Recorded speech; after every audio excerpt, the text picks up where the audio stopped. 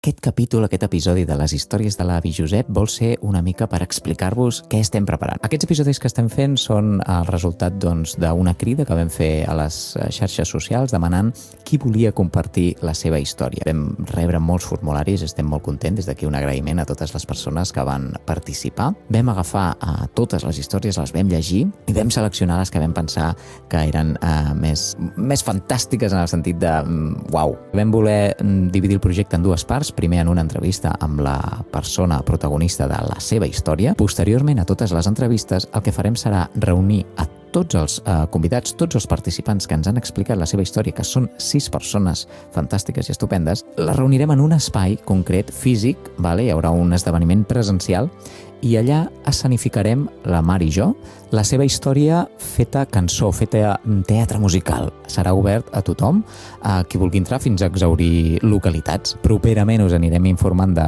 on serà, com serà i quin dia i tot plegat, i que podreu, veure i escoltar d'aquestes històries que aneu coneixent, com creem aquests microespectacles narrats amb cançons originals.